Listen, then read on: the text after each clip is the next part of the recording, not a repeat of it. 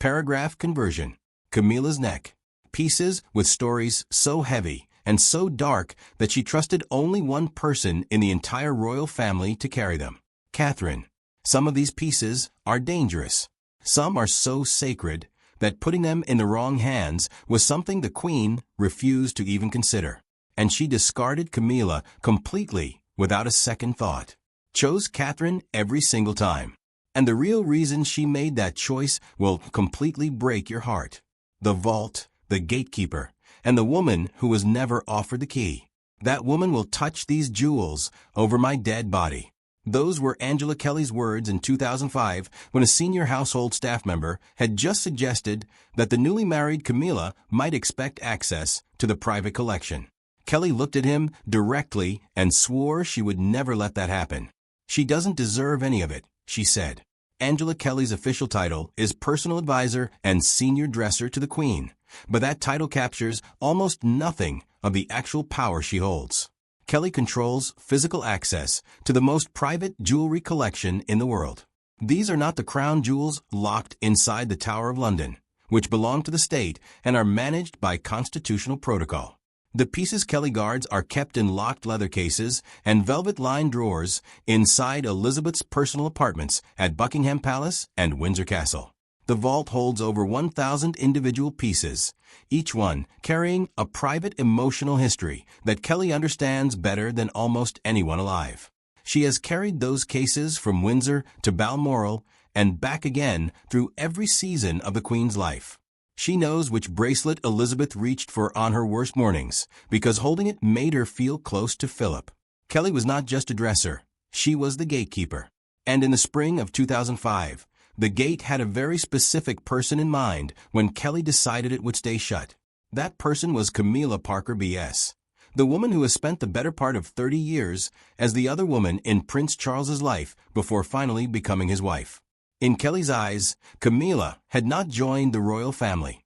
She had forced her way into it over the wreckage of something that Kelly, like millions of people around the world, considered a deliberate and unforgivable destruction.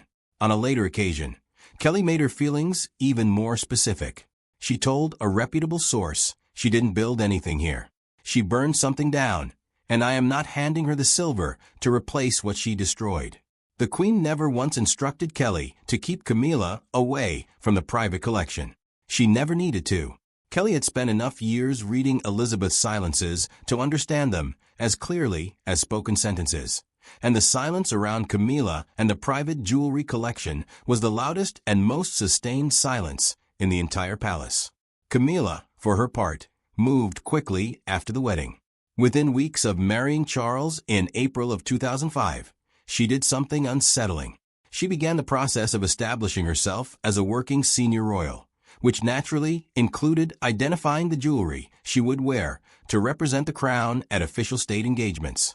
She submitted formal inquiries through the appropriate palace channels, asking about specific pieces from the Queen's private collection.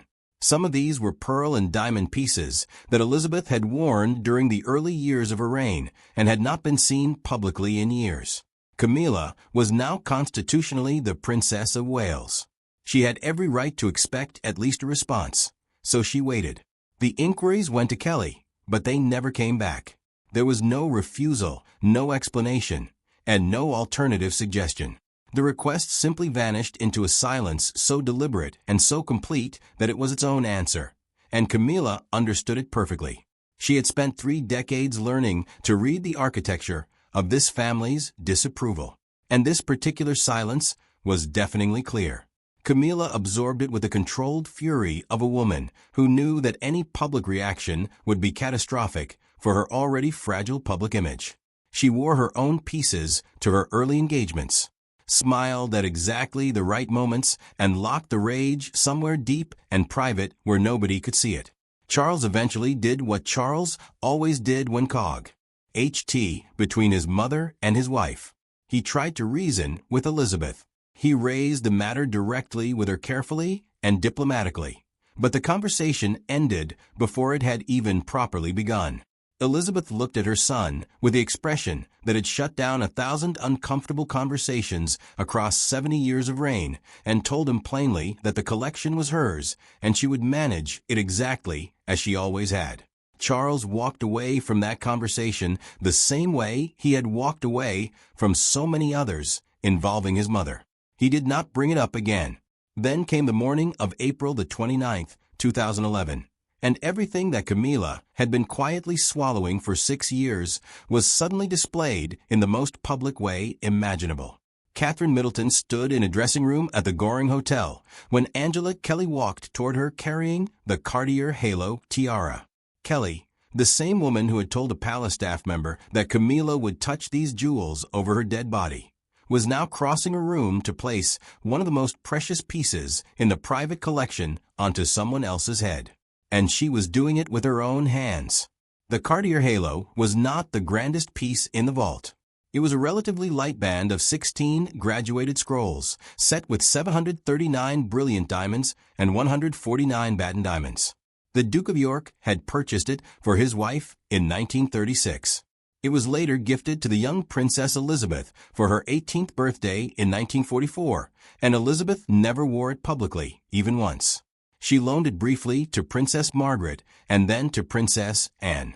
And by the 1970s, it had disappeared into the vault completely, where it sat untouched for 40 years. On the most watched wedding day of the century, Elizabeth chose this specific, long-forgotten piece for Catherine. And the reason she chose it was the most protective decision she could have made. The Cartier Halo had no connection to Diana. It carried none of the history of the bitter divorce that had nearly destroyed the monarchy's relationship with the public. It was completely clean. And in a royal family where almost every significant piece of jewelry was soaked in somebody else's tragedy, handing Catherine a clean beginning was the most generous thing Elizabeth could offer a commoner stepping into the arena for the very first time. But the Cartier Halo was only the opening act, because the pieces Elizabeth reached for next had nothing to do with tradition and everything to do with the deepest and most private grief of her life: the diamonds Philip built and the pearls of a terrified young queen. Before you can feel the full weight of what Elizabeth did when she handed Catherine the Edinburgh wedding bracelet, you have to know the story of where it came from. Because that story is one of the most heartbreaking things connected to the entire royal collection. And it began with Elizabeth's beloved husband's mother, Princess Alice of Battenberg. Alice's life was the kind of life that breaks people so thoroughly they never fully recover from it. She was born completely deaf, communicating her entire life by reading lips in 4 languages simultaneously, a skill that required a level of focus and discipline that most people cannot even imagine. Alice married into the Greek royal family, built a home, and raised 5 children. Then in 1930, the people closest to Alice had her committed to a Swiss mental asylum against her will, and her children were distributed among relatives across Europe. Philip, her youngest, was just 8 years old. For years, he was passed between the households of distant relatives who were kind enough, but could never replace what he had lost. He grew up in the specific loneliness of a child that nobody quite knew what to do with, sleeping in borrowed rooms in borrowed homes, while his mother sat locked inside an institution thousands of miles away. Princess Alice was eventually freed from the asylum. She returned to Greece, rebuilt herself piece by piece, and when the Nazis occupied Athens during the Second World War, she did something that most people alive in that city were too paralyzed by fear to attempt. She hid Jewish families inside her own apartment at direct personal risk to her life. German officers visited Alice regularly and questioned her about the whereabouts of Jews in the city. She would look directly at them and tell them she did not understand the question. She was, after all, deaf. Alice saved lives and asked for nothing. By the time the war ended, she had almost nothing left of her own. The one possession of genuine material value Alice still held was a tiara she had received as a wedding gift from Tsar Nicholas II and Tsarina Alexandra of Russia. 2 years after giving her that tiara, the Tsar, the Tsarina, and all 5 of their children were taken to a basement in Yekaterinburg and shot dead by Bolshevik forces. Princess Alice had spent decades holding a gift from a murdered family, And when her son Philip came to her in 1947 with no money and a royal wedding fast approaching, she gave him the tiara without a moment of hesitation. Philip took it to London jeweler Philip Antrobus, had the diamonds carefully extracted from the original setting, and had them reset into a bold geometric Art Deco bracelet that he placed on Elizabeth's wrist on their wedding day in November of 1947. Think about what that bracelet actually was. It was built from diamonds that belonged to a murdered dynasty, held for decades by a woman who lost her mind and nearly her life, and then used what was left of herself to protect strangers from genocide, and finally dismantled by a son with empty pockets who wanted to give the woman he loved something that came from the most honest place he had. Elizabeth wore that bracelet for 73 years without interruption. Every single day of their marriage, that bracelet was somewhere in the room. In 2010, Philip traveled to Yad Vashem in Jerusalem, where his mother had been posthumously honored as righteous among the nations for sheltering those Jewish families in Athens. He stood at the memorial as the last living person who had known her before the institutions swallowed her up. He barely spoke. Thousands of miles away at Windsor, the bracelet he had built from her last possession was sitting in its case, waiting. 5 years later, at a state banquet for the President of China in October of 2015, Catherine walked into that banquet hall wearing the Edinburgh bracelet on her wrist. The geometric platinum face of it caught the light and threw it back across the room. And every person present who understood what they were looking at felt the full force of what Elizabeth had just done. Reaching into the most private and emotionally charged drawer of her entire collection, and handing someone her husband's handmade wedding gift is not a casual gesture. It is a declaration. It is an irreversible and total act of acceptance. Elizabeth had made hers, and she had made it publicly with Camilla sitting at the same banquet table watching. Can you imagine what that felt like for Camilla? She was the Princess of Wales. She had been Charles's wife for 10 years by that point, and she sat in that banquet hall and watched another woman wearing the bracelet Philip had built from Romanoff diamonds, and the last treasure of his broken, heroic mother. The silence at that table must have been its own kind of violence. Then there were the Bahrain pearl drop earrings and the layer of dark history behind them that almost nobody has ever discussed. In 1947, the Hakim of Bahrain sent Princess Elizabeth a wedding gift consisting of 7 magnificent natural pearls. 2 were crafted into elegant drop earrings. The young queen wore them constantly throughout the 1950s, and they appear in the famous Dorothy Wilding portraits. The official photographs taken to create the image of the new monarch that would be printed on postage stamps, music, and distributed to every nation across the Commonwealth. But here is what almost no one has ever reported about those earrings. The Queen Mother, Elizabeth's own mother, warned her before the wedding that pearls received as gifts were considered an omen of sorrow in European royal tradition, that they were said to predict tears and grief for the marriage that accepted them. Elizabeth wore them anyway. She wore them for decades without a flicker of superstition. And when she eventually placed them in Catherine's hands, she was handing her the exact earrings her own mother had warned would carry sorrow into a marriage. Whether Elizabeth had long stopped believing in old warnings, or whether she considered Catherine strong enough to carry whatever tradition attached to those pearls, is a question that has never been publicly answered.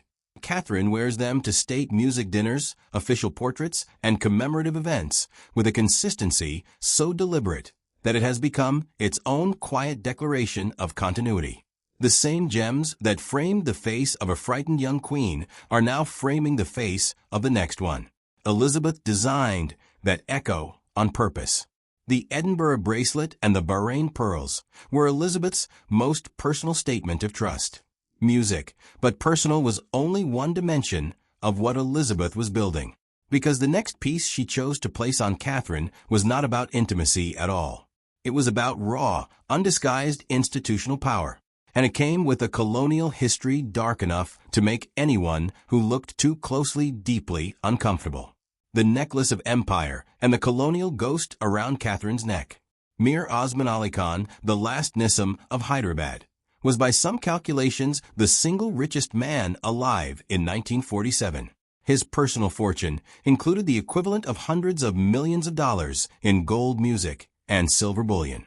His private jewelry collection was so obscenely vast that he reportedly used the 185-carat Jacob diamond as a paperweight sitting casually on his office desk. Music, the Jacob diamond alone, would be worth over $100 million today. The Nissim had accumulated all of this inside a princely state in southern India that operated under British colonial protection, which is a polished way of saying that the British imperial system had been specifically engineered to keep compliant rulers wealthy, extract maximum value from the territories they governed, and ensure that British interests came first in every arrangement. When Princess Elizabeth married in November of 1947, the Nissim dispatched a representative to Cartier in London with instructions that were staggering in their simplicity. Allow the princess to choose anything from the entire stock with no financial limit and no cost whatsoever. Elizabeth chose a platinum lace-work necklace music featuring 13 emerald-cut diamonds of extraordinary clarity, a dramatic detachable double-drop pendant, music, and a pave set center that sent light exploding across any room it entered. Conservative modern estimates place its current value at between $4 and $60 million, which makes it the single most expensive piece in the private royal collection that does not belong to the Crown estate. Now here is the part of this story that almost never gets told. 10 months after the Nissim sent that necklace to Princess Elizabeth, the Indian government sent its military into Hyderabad in what it called a police action and forcibly annexed the entire state in September of 1948. The Nissim's authority was abolished overnight, and his fortune was largely confiscated or frozen by the new government. The palace that had housed his legendary collection began physically crumbling around him because he could no longer afford to maintain it. The man who had told Cartier to let a princess choose anything she wanted from their entire stock spent the remaining 19 years of his life slowly watching everything he had built get taken apart piece by piece. He died in 1967 with almost nothing intact. His descendants spent the next 7 decades in legal battles across multiple continents trying to recover assets that had been seized from them. One specific dispute over funds the Nissim had deposited in a London bank account during the chaos of partition dragged through the British court system for 71 years before finally being resolved in 2019 when the ruling returned the funds to the Nissim's heirs. So let that land properly. The necklace that Elizabeth placed around Catherine's neck at the National Portrait Gallery Gala in 2014 was purchased with the last free money of a man whose entire world was destroyed within 10 months of sending it. The Nissim gave Britain one of the most valuable pieces of jewelry ever created, and the imperial structures that Britain had spent generations building then helped dismantle everything else he had. Elizabeth wore the necklace proudly throughout the 1950s when the empire was still very much alive and its moral cost had not yet become a subject of serious public debate. But as the decades passed and the world began looking more closely at where that kind of wealth had actually come from, Elizabeth quietly returned it to the vault. And then, in 2014, she lifted it out of that vault and placed it around Catherine's neck in front of a room full of cameras and dignitaries. Now add this next detail that almost no outlet reported at the time and ask yourself whether it sounds like a coincidence. Earlier in 2014, Camilla had made a formal inquiry through an intermediary asking about the Nissim necklace for a state occasion. But the inquiry received no response. It was swallowed by the same silence that had consumed every other request Camilla had directed toward the private collection music since 2005. Royal biographer Robert Lacey later referenced this inquiry in his research. Months later, the same necklace appeared on Catherine's neck in photographs that circled the globe within hours. Every person inside that palace knew the inquiry had been made. Every person inside that palace saw who was wearing the necklace.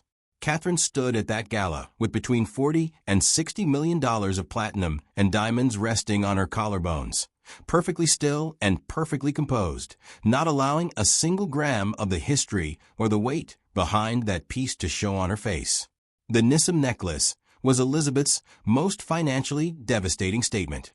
But Elizabeth had one more move that went far beyond money, and it was the most personal and the most crushing of all. It was a miniature portrait of herself in a diamond frame that she chose to pin against Catherine's chest and refused to give Camilla for as long as she lived. The portrait, the painful crown, and what the dead queen left behind. The Royal Family Order of Elizabeth II is the most intimate and the most secretive honor in the entire British monarchy, and most people have never even heard of it. There is no committee that decides who receives it. There is no constitutional process, no parliamentary vote, no public ceremony of any kind. The sovereign alone decides in private who is worthy. The piece itself is a miniature painted portrait of the Queen set in a diamond frame and suspended on a pale yellow silk ribbon. Female members of the royal family pin it to their chest at state banquets and diplomatic receptions. What it communicates to everyone in the room who understands royal protocol is devastatingly simple.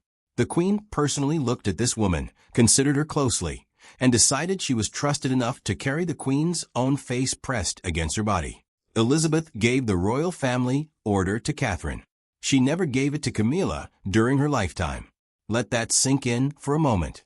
Camilla Parker B.S., who was constitutionally the Princess of Wales from 2005 and later, became Queen Consort, the second most senior woman in the entire British monarchy, never once received Elizabeth's portrait to wear against her chest.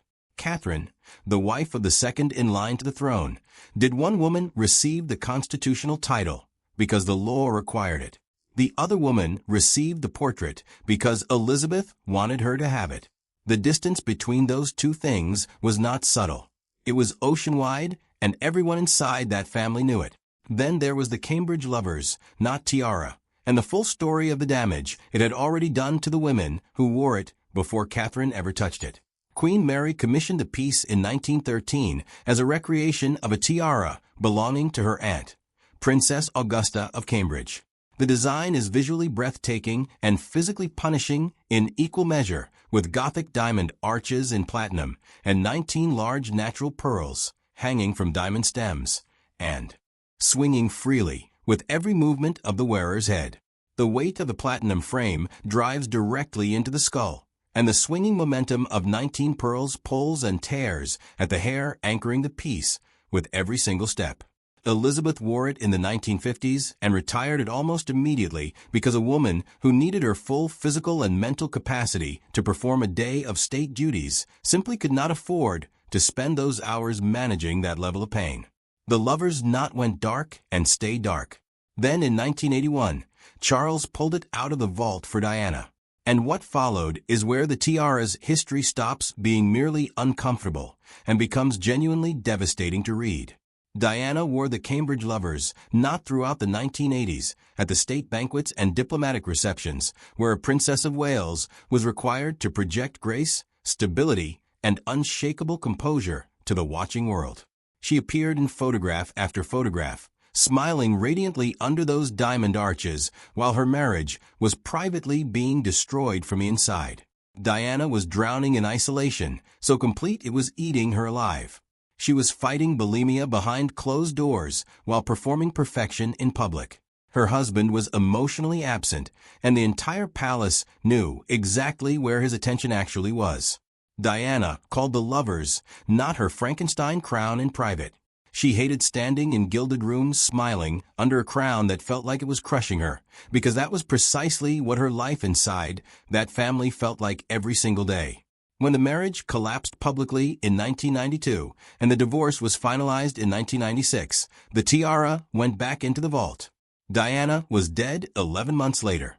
William retrieved it for Catherine, and as if that history was not already suffocating enough, a detail emerged in 2017 that almost nobody reported, and even fewer people fully grasped. Royal jewelry specialists examining close photographs of Catherine wearing the lovers not at a Buckingham Palace reception identified that at least 2 of the 19 original natural pearls had been damaged or lost at some point during the years the tiara spent in storage or during Diana's use of it, and had been quietly replaced with cultured pearls that were slightly different in luster from the originals. The tiara Catherine wears is not entirely the same object Diana wore. Parts of it are gone. Parts of it have been replaced and rebuilt to look unbroken. Music, the crown that has become Catherine's most iconic and recognizable piece, is in a very specific and material sense a repaired object, wearing the identity of something that was never supposed to break. The parallel to the monarchy itself is almost too precise to be accidental. Then Elizabeth died in September of 2022, and everything changed.